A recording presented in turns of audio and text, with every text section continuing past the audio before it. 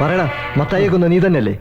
മത്തായിച്ചനെ ഞാൻ കൊല്ലാനോ? ഇല്ല സാർ, മത്തായിച്ചന്റെ കൂടപ്പുറപ്പിനെ പോലെയാ. പിന്നെ ആരാ കൊന്നത്? എനിക്കറിയില്ല സാറേ.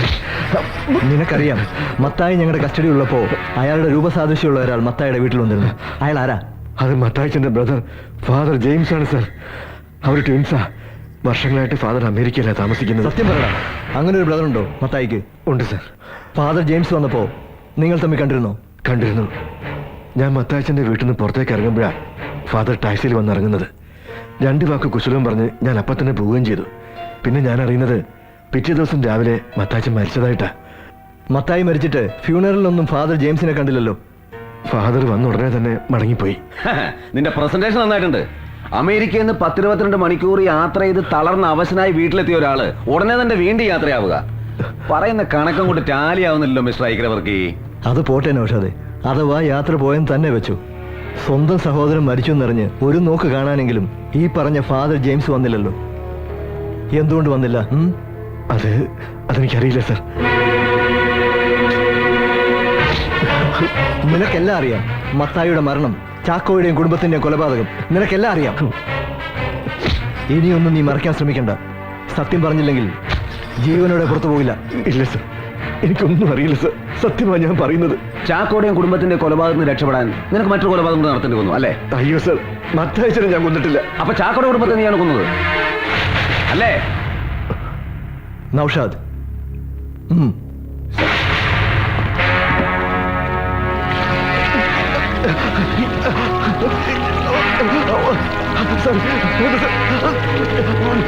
അയ്യോ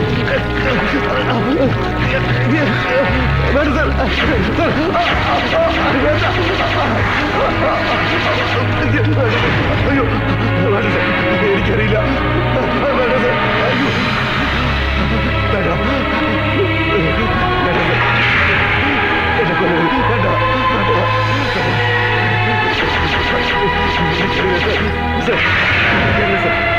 എനിക്കല്ല, ഞാൻ പറഞ്ഞില്ലേ, എനിക്കറിയില്ല സാർ. അറിയില്ല സാർ, അറിയില്ല. ഞാൻ പറയാം.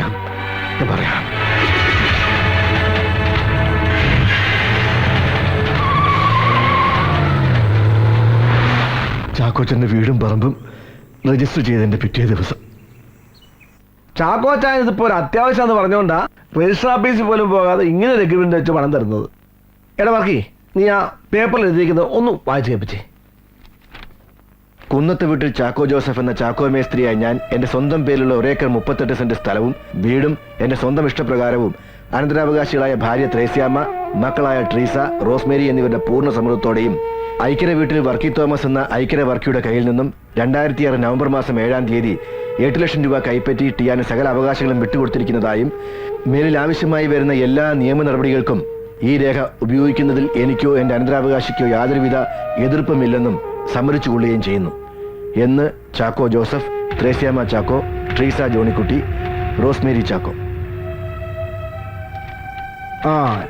ചാക്കോച്ചായ കേട്ടല്ലോ. ഇനി നിങ്ങളെല്ലാരും ഇതിനോടൊന്ന് ഒപ്പ് വെച്ചാട്ടെ.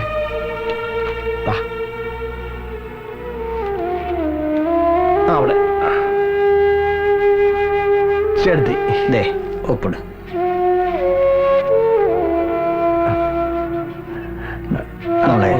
ഒപ്പിട്.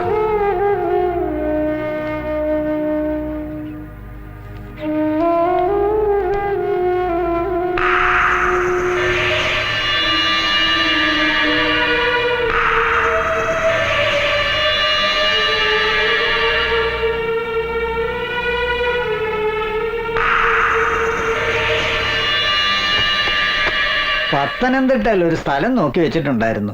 ഒത്തു വന്നാൽ ഇന്ന് തന്നെ അഡ്വാൻസ് കൊടുക്കായിരുന്നു. അതുകൊണ്ട് പണം തന്നിരുന്നെങ്കിൽ ഞങ്ങൾക്ക് ഉടനെ തന്നെ പോകായിരുന്നു. വൈകിയാ വണ്ടിയും കിട്ടത്തില്ല. സ്ഥലം നോക്കി വെച്ചിട്ടുണ്ടെങ്കിൽ വാക്കാളെ ഉറപ്പിച്ചോ? പണം ഇപ്പൊ കൊടുക്കണമെന്നില്ലല്ലോ. അത് പിന്നെ മത്തായിച്ചന് അറിയാമല്ലോ ഞങ്ങളുടെ ഇപ്പോഴത്തെ ഒരവസ്ഥ. സ്ഥലത്തിന് അഡ്വാൻസ് കൊടുത്തില്ലേലും വേറെ കുറച്ച് അത്യാവശ്യങ്ങളുണ്ടായിരുന്നു. ഉണ്ണികൃഷ്ണന് കുറച്ച് പൈസ കൊടുക്കാനുണ്ടായിരുന്നു. ഒരാപത്തി സഹായിച്ചതാ.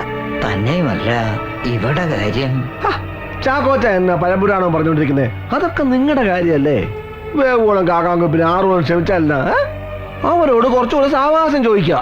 അല്ല എന്നാ എന്നാ പിന്നെ ധൃതി വെച്ച് ഇപ്പൊ ഇങ്ങനെ ഒരു എഗ്രിമെന്റ് എഴുതേണ്ട കാര്യം ഉണ്ടായിരുന്നില്ലല്ലോ. എപ്പോഴാ മത്തായിച്ചന്റെ സൗകര്യം എന്ന് പറഞ്ഞാൽ അന്ന് രജിസ്ട്രേഷൻ നടത്തിയാ പോരായിരുന്നോ? ഒരു കാര്യം ചെയ്യ, ആ എഗ്രിമെന്റ് ഒപ്പുവെച്ച പേപ്പർ ഇങ്ങോട്ട് തന്നേരെ. എന്നിട്ട് മത്തായിച്ചന് സൗകര്യപ്പെട്ടൊരു ദിവസം വെച്ചോ. എന്നിട്ടാകാം ബാക്കി കാര്യങ്ങള്. കണ്ടോ ആളുടെ സ്വഭാവം മാറുന്ന കണ്ടോ? എന്നാ ചാക്കോച്ച ഒരു വിശ്വാസക്കേട് മാതിരി. ഈ പേപ്പർ ഞങ്ങളുടെ ഇരുന്നുകൊണ്ട് ഒരു കുഴപ്പവും ഇല്ല. അത് പറ്റില്ല മത്തായിച്ച, ഉള്ള കാര്യം പറയാമല്ലോ. മത്തായിച്ചന് സൗകര്യമുള്ള നേരം വരെ നോക്കിയിരിക്കാൻ എന്നെ കൊണ്ട് പറ്റില്ല. വേറെ ഇടപാടുകാരെങ്കിലും ഉണ്ടോന്ന് നോക്കണം. എന്റെ അവസ്ഥ അങ്ങനെ. അതുകൊണ്ട് ആ പേപ്പർ ഇങ്ങ് തന്നെ. വെറുതെ ഒച്ചപ്പാട് ബലം ഉണ്ടാക്കല്ലേ. വാക്കാ പറഞ്ഞ വിശ്വാസമല്ലേ വേണ്ട. എഗ്രിമെന്റ് തൽക്കാലം തരത്തില്ല. ഒരുമാതിരി തന്തയിലൊഴി കാണിക്കരുത്. തരാനല്ലേ പറഞ്ഞു.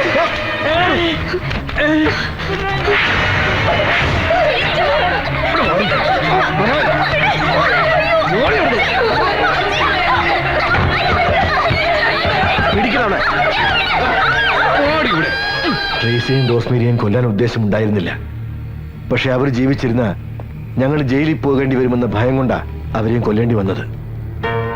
എന്നിട്ട് ആ ഡെഡ് ബോഡികൾ കൊക്കയിൽ കൊണ്ടിട്ടതാരാ? ഞങ്ങളാണ് സാർ. എന്ത് ചെയ്യണമെന്നറിയാതെ പാതിരാത്രി വരെ ഞങ്ങൾ അവിടെ തന്നെ കഴിച്ചുകൂട്ടി. പിന്നീട് ഞങ്ങൾക്ക് തോന്നിയ ബുദ്ധിയാണ് KK റോഡിലുള്ള ആനമുടി കൊക്കയിൽ കൊണ്ട് ഈ ബോഡി ഉപേക്ഷിക്കുകയായിരുന്നു. അപ്പോ പോസ്റ്റ്മോർട്ടം ചെയ്ത ഡോക്ടറെ കൊന്നതും നീയും മത്തായും കൂടെയാണല്ലടാ? ഞാനല്ല സാർ. ഈ കേസ് അന്വേഷിക്കാൻ സാറ് വരുന്നു അറിഞ്ഞപ്പോ സാറിനെ അപായപ്പെടുത്താൻ ഗുണ്ടകളെ വിട്ടത് മത്തായിച്ചനാ. അപ്പൊ മത്തായിച്ചനെ തല്ലിക്കൊന്ന് പോലീസ് സ്റ്റേഷനിലെ കുറ്റിക്കാട്ടി കൊണ്ടിട്ടത് ആരാണ്? എനിക്കറിയില്ല എന്ന് പറഞ്ഞില്ലേ സാർ. മത്തായിച്ചനെ കസ്റ്റഡിയിൽ എടുത്ത ശേഷം ഞങ്ങൾ തമ്മിൽ കണ്ടിട്ടേ ഇല്ല. ഫാദർ ജെയിംസ് ഇപ്പൊ എവിടെ ഉണ്ട്? അതെനിക്കറിയില്ല.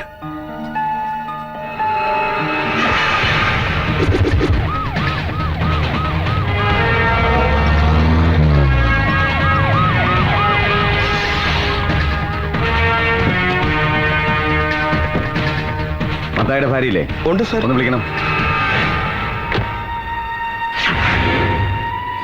നിങ്ങളുടെ ഭർത്താവിന്റെ മരണത്തെക്കുറിച്ച് ചില വിവരങ്ങൾ അറിയാനാണ് ഞങ്ങൾ വന്നത്.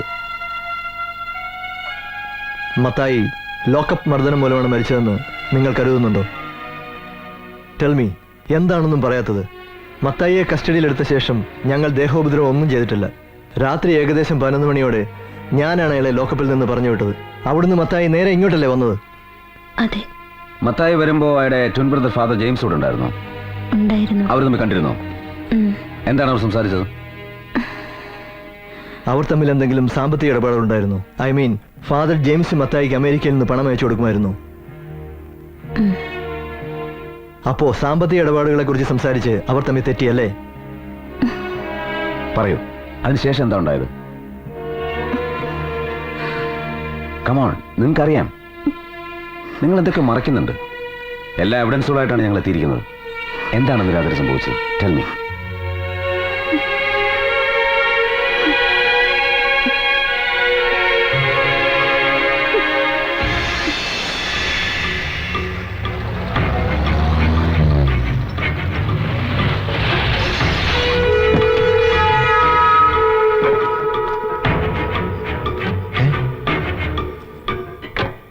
അച്ഛനോ?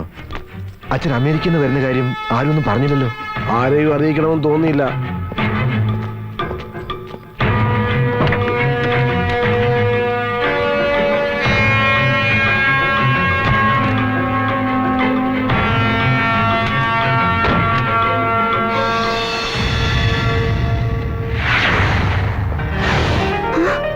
അച്ഛനോ? ഈശോമിശിഹായ്ക്ക് സ്തുതിയായിരിക്കട്ടെ. ഇപ്പോഴും എപ്പോഴും സ്തുതിയായിരിക്കട്ടെ. എന്താ അച്ഛോ, ഒരു വിവരം പോലും അറിയിക്കാതെ? അങ്ങനെ വരേണ്ടി വന്നു. മത്തായി ഇല്ലേ ഇവിടെ? ചെറിയൊരു പോലീസ് കേസുണ്ട്, അതിന്റെ ആവശ്യത്തിന് വേണ്ടി പോയിരിക്കുക. അപ്പോ കാര്യങ്ങളൊക്കെ പോലീസ് സ്റ്റേഷൻ വരെ എത്തി അല്ലേ? നാട്ടുകാരുടെ ഇടയിൽ പേരുണ്ടാക്കാനായി പള്ളി കമ്മിറ്റി പ്രസിഡന്റ് ആയതുകൊണ്ടോ അനാഥാലയം നടത്തിയതുകൊണ്ടോ ഒന്നും ഒരു കാര്യവുമില്ല. മനസ്സും പ്രവൃത്തിയും നന്നായിരിക്കണം. അവന്റെ ഇവിടുത്തെ സാമൂഹ്യ സേവനത്തിന്റെ കഥകളൊക്കെ തന്നെ അറിയുന്നുണ്ട്. അവനിതെന്തു ഭാവിച്ച? മോളിക്കുട്ടിക്കെങ്കിലും അവനെ ഒന്ന് പറഞ്ഞു മനസ്സിലായിക്കൂടെ? ഞാൻ എന്ത് പറയാനാച്ചോ, അനിയന്റെ സ്വഭാവം അച്ഛൻ അറിയാവുന്നല്ലേ.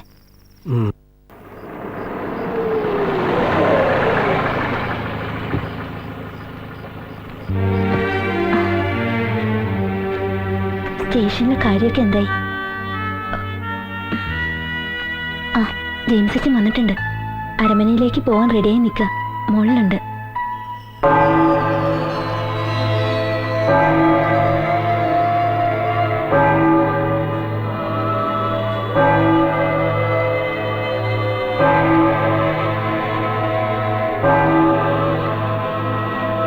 ഈശോമിശിഹായ്ക്ക് സ്തുതിയായി കിടച്ചു.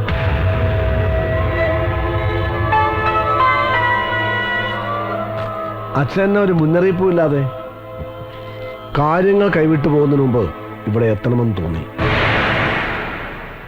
എന്താ നിന്റെ ഉദ്ദേശം? നിന്റെ ഈ പോക്ക് എങ്ങോട്ടാ? നിനക്ക് ദൂർത്തടിച്ച് ജീവിക്കാനല്ല വിദേശത്തുള്ള എന്റെ സുഹൃത്തുക്കൾ ബിസിനസ് തുടങ്ങാൻ പണം തന്നത്. ഇത്രയും കാലമായിട്ട് 10 പൈസ പ്രോഫിറ്റ് കൊടുത്തില്ല എന്നുള്ളത് പോട്ടെ, ബാലൻസ് ഷീറ്റ് എങ്കിലും നിനക്കൊന്ന് അയച്ചു കൊടുക്കാമായിരുന്നില്ലേ? Balance sheet അയച്ചിരുന്ന എന്നാത്തിനാ? അവർക്ക് വേണ്ടതേ പ്രോഫിറ്റാ അല്ലേ? അങ്ങനെ വല്ലതും ഉണ്ടായിട്ട് വേണ്ടേ അയച്ചു തരാൻ? ഇത്രയും നാള് ഫിനാൻസ് നടത്തിയിട്ട് പ്രോഫിറ്റ് ഒന്നും ഇല്ലെന്നാണോ നീ പറഞ്ഞു വരുന്നത്? അങ്ങനെ കാര്യങ്ങൾ ചോദിക്കും. എങ്ങനെ സ്ഥാപനം നടത്തിക്കൊണ്ട് പോകുന്നെന്ന് എനിക്കും കർത്താവിന് മാത്രമേ അറിയൂ. പുറത്ത് കിടക്കുന്ന ആ പൈസ ഒന്ന് പിടിഞ്ഞു കിട്ടിയാ ഒന്ന് പിടിച്ചു നിൽക്കായിരുന്നു. അതെങ്ങനെയാ? ഒന്ന് മസൂലിറ്റി കാണിച്ച് വാങ്ങാന്ന് വിചാരിച്ചാൽ അത് നടക്കില്ലല്ലോ. ഒരു വികാരിയുടെ കൂടെ പുറപ്പായി പോയില്ലേ? ഓഹോ, അപ്പൊ നിനക്ക് ആ വിചാരം സംസാരത്തിലെങ്കിലും ഉണ്ട്. എടാ, ഒരു സ്ഥാപനം നല്ല രീതിയിൽ നടത്തിക്കൊണ്ട് പോകാൻ ഒരു ഗുണ്ടായസത്തിന്റെ ആവശ്യമില്ല. നല്ലൊരു മനസ്സും കർത്താവിന്റെ സഹായവും മാത്രം മതി. നീ ഒരു കാര്യം ചെയ്യ, ഈ ബിസിനസ്സിൽ നിനക്ക് പ്രോഫിറ്റ് ഇല്ലെങ്കിൽ ഇതങ്ങ് നിർത്തിയേക്ക്. ഒരു പട്ടക്കാരനും സഹോദരനും കൂടി വിദേശ മലയാളികളെ ചീറ്റ് ചെയ്തു എന്ന് പറയാൻ ഇടവന്നാൽ അവരോട് സമാധാനം പറയേണ്ടത് ഞാനാ. നിന്റെ പേരിൽ ലീഗൽ ആക്ഷൻ എടുക്കാൻ വരെ അവര് തീരുമാനിച്ചിരിക്കുക. അയ്യോ എന്റെ പൊന്നച്ചോ, വെറുതെ വരട്ടാതെ. ലീഗലായിട്ട് അവരെന്നാ പൊളുത്താനാ? ഒരു ചുക്കും ചെയ്യാൻ പോകുന്നില്ല. അല്ല, ഉള്ള കാര്യം നേരെ ചോദിക്കാമല്ലോ. അവരെ ഇവരെന്തൊക്കെ വെറുതെ വഴിമാറി പറയാതെ അച്ഛൻ ഈ ബിസിനസ്സിൽ എന്നാ വേണ്ടെന്ന് വെച്ചാ പറ. എടാ, നന്നേ ചെറുപ്പത്തിലെ പൗരോഹിത്യം സ്വീകരിച്ച് എല്ലാ സുഖങ്ങളും ഉപേക്ഷിച്ചാ ഞാൻ. നിന്റെ നെറുകേടിന് കൂട്ടു നിൽക്കേണ്ടി വന്നാൽ അന്ന് ഞാൻ ഇല്ലാതാകുന്നതിന് തുല്യമാ. എനിക്കിപ്പോ ഈ നിമിഷം ഫൈനാൻസ് കമ്പനിയുടെ അക്കൗണ്ട്സ് കാണണം. എവിടെയാണ്? അതൊന്നും ഇവിടെ ഇല്ല. അല്ലാതെ അച്ഛാ ഒന്നും കാണുകയും വേണ്ട. കാണാൻ പറ്റുമോ ഞാൻ നോക്കട്ടെ. എന്നെ വിട്. നീ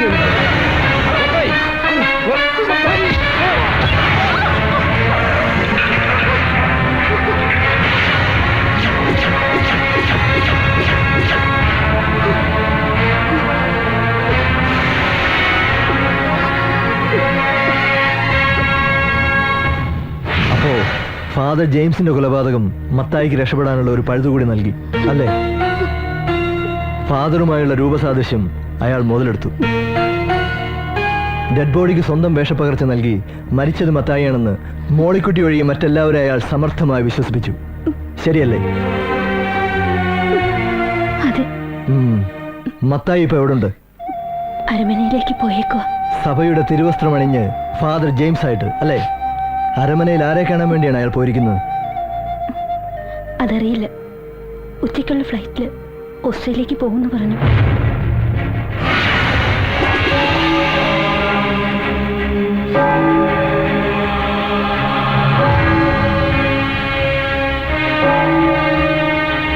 ഫാദർ ജെയിംസ് ഇപ്പൊ എങ്ങോട്ടാ പോയത്? ഓസ്ട്രേലിയക്കെന്നാ പറഞ്ഞത്. താങ്ക്സ്. ശരി.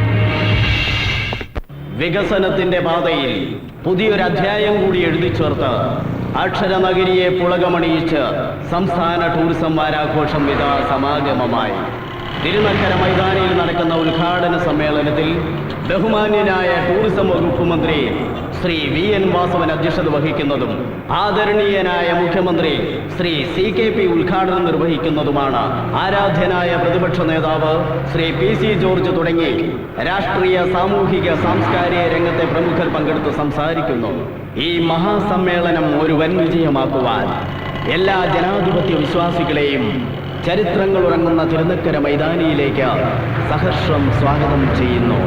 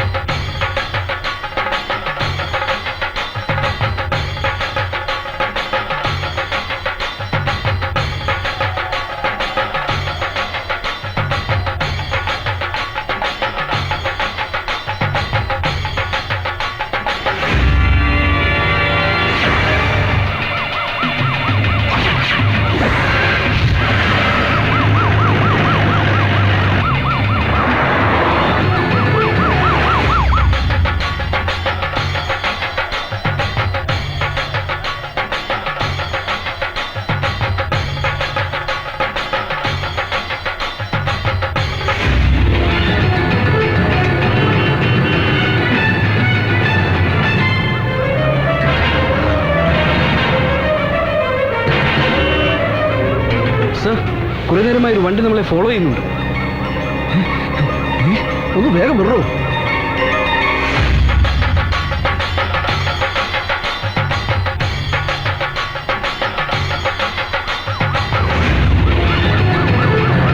അതയാളാ SP ദേവദാസ്.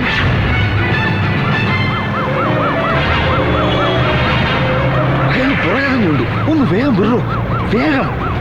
ഞാൻ എൻ്റെ വാക്കുകൾ അവസാനിപ്പിക്കുകയാണ്. നന്ദി, നമസ്കാരം. അധ്യക്ഷ പ്രസംഗത്തിനായി ബഹുമാന്യനായ ടൂറിസം വകുപ്പ് മന്ത്രി ശ്രീ VN വാസവൻ അവർകളെ ആദരവോടുകൂടി ക്ഷണിക്കുന്നു.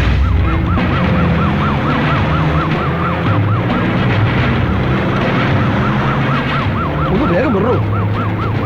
ആദരണീയനായ മുഖ്യമന്ത്രി ശ്രീ CKP, ബഹുമാനപ്പെട്ട പ്രതിപക്ഷ നേതാവ് ശ്രീ PC ജോർജ്, ഈ ടൂറിസം വാരാഘോഷ കമ്മിറ്റിയുടെ കൺവീനർ ശ്രീ TN പ്രതാപൻ, പ്രിയപ്പെട്ട ഡിസ്ട്രിക്ട് കളക്ടർ, വേദിയിലെ മറ്റ് ബഹുമാന്യരെ, പ്രിയപ്പെട്ട സഹോദരി സഹോദരന്മാരെ, വളരെയധികം സന്തോഷത്തോടെ, ഏറെ അഭിമാനത്തോടെ ഈ ടൂറിസം വാരാഘോഷമേളയിൽ നാം എല്ലാം ഒത്തുചേരുകയാണ്. അയാൾ പുറകെയുണ്ട്. ഒന്ന് വേഗം വിടറോ, വേഗം.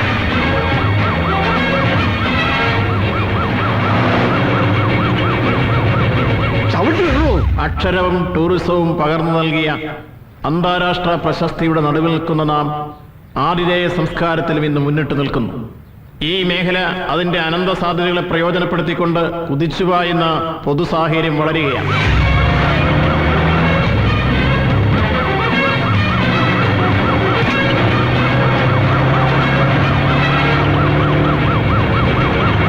ബ്ലേഡ് മാഫിയ പോലുള്ള സാമൂഹ്യ വിരുദ്ധ ശക്തികൾ നമ്മുടെ നാടിനെ അസമാധാനത്തിന്റെ അന്തരീക്ഷത്തിലേക്ക് പലപ്പോഴും എത്തിക്കാറുണ്ട്.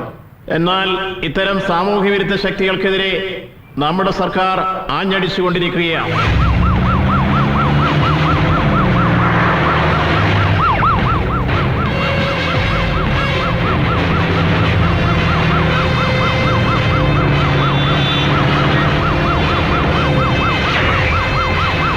ഭരണപക്ഷം നടത്തിക്കൊണ്ടിരിക്കുന്ന വികസന പ്രവർത്തനങ്ങൾക്ക് പ്രതിപക്ഷത്തിന്റെ ഭാഗത്തുണ്ടാവുന്ന സൃഷ്ടിപരമായ വിമർശനങ്ങളും ക്രിയാത്മക നിർദ്ദേശങ്ങളും ഒരിക്കലും വിസ്മരിക്കാനാവില്ല.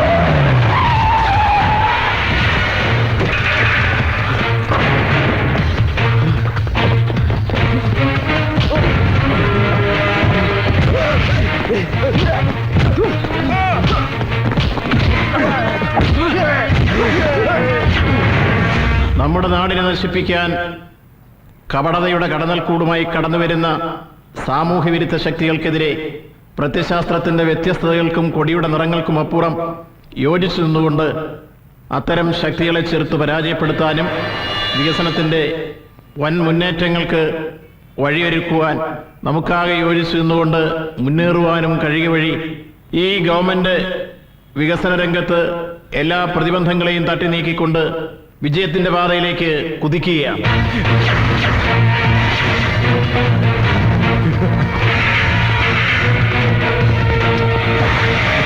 സാമൂഹ്യനീതിയും സമഗ്ര വികസനവും ഉറപ്പാക്കി ഐശ്വര്യസമ്പൂർണമായ ഒരു കേരളം കെട്ടിപ്പടുക്കാനുള്ള ഇന്നത്തെ ഗവൺമെന്റിന്റെ പരിശ്രമങ്ങൾക്ക് എല്ലാവരുടെയും സഹായ സഹകരണങ്ങൾ ഉണ്ടാവണമെന്ന് വിനയപൂർവ്വമായി നിങ്ങളോട് അഭ്യർത്ഥിച്ചുകൊണ്ട് ഞാൻ എൻ്റെ വാക്കുകൾ അവസാനിപ്പിക്കുന്നു. നന്ദി, നമസ്കാരം.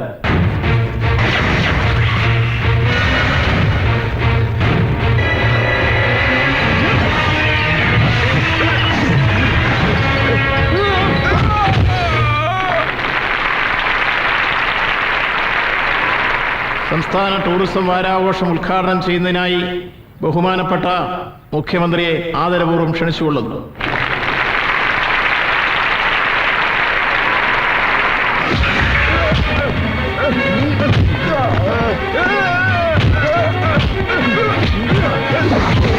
ബഹുമാനപ്പെട്ട അധ്യക്ഷൻ ടൂറിസം വകുപ്പ് മന്ത്രി ശ്രീ VN വാസവൻ, ബഹുമാനപ്പെട്ട പ്രതിപക്ഷ നേതാവ് ശ്രീ PC ജോർജ്, ബഹുമാനപ്പെട്ട ജില്ലാ കലക്ടർ ശ്രീ ദേവനാരായണ സ്വാമി, മറ്റ് വിശിഷ്ട വ്യക്തികൾ.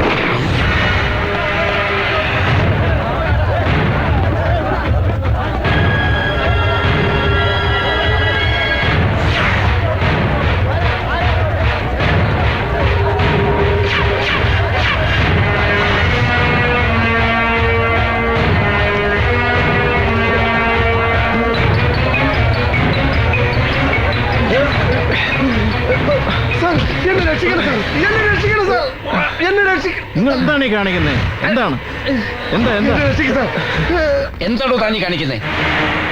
എന്താണോ ഇത്? അരവനെന്ന് തിരുമേനിമാരെ തിരുവസ്ത്രം ഇട്ടോണ്ട് റോഡിൽ ഇറങ്ങി സമരത്തിലാ. ഭരണക്കാർക്കും പ്രതിപക്ഷക്കാർക്കും ഇരിക്കാൻ മേല. അപ്പോഴാ പട്ടാപ്പകൽ ഒരു വൈദികന്റെ മുതുകത്തോട് താൻ കുതിര കയറുന്നത്. എന്താ താനീ കാണിക്കുന്നത്? ഇവൻ വൈദികനൊന്നും അല്ല സാർ.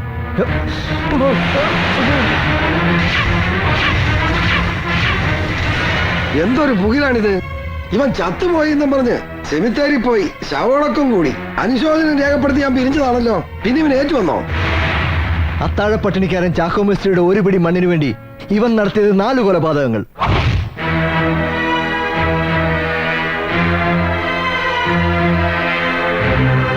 അത് മറയ്ക്കാൻ ഇയാൾ തന്ത്രപൂർവ്വം ഒരുക്കിയ ഗണിയിൽ പോലീസ് സർജൻ ഡോക്ടർ രാമേന്ദ്രന്റെ മർഡർ. ഒടുവിൽ വെട്ടിപ്പിടിച്ചെടുത്ത സാമ്രാജ്യങ്ങൾ കൈവിട്ടു പോകാതിരിക്കാൻ തന്നെ വളർത്തു വലുതാക്കിയ സ്വന്തം സഹോദരൻ ഫാദർ ജെയിംസിനെ കൂടി അതിക്രൂരമായി കൊലപ്പെടുത്തിയ പള്ളി പ്രമാണി ഇടമറ്റം മത്തായി. പരിശുദ്ധമായ തിരുവസ്ത്രം ഇട്ടുകൊണ്ടാടോ തന്റെ വേഷം കെട്ട്? അഴിക്കടോ.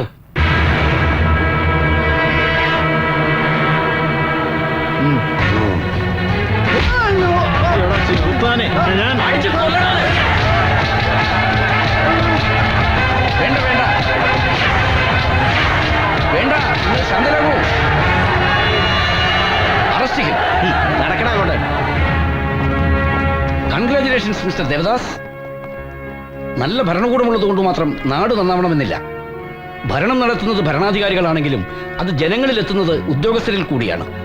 നമ്മുടെ നാടിനെ കുറിച്ച് മഹാരഥന്മാർ കണ്ട സ്വപ്നം സഫലമാകണമെങ്കിൽ ദേവദാസ് ഡിയോഡിയെ പോലെയുള്ള സമർത്ഥരായ പോലീസ് ഉദ്യോഗസ്ഥന്മാർ ഇനിയും ഉണ്ടാകണം. എങ്കിലേ നമ്മുടെ നാടിനെ ചെകുത്താന്മാരുടെ കയ്യിൽ നിന്ന് രക്ഷിക്കാൻ കഴിയൂ. It is not devil's country, it's God's own country.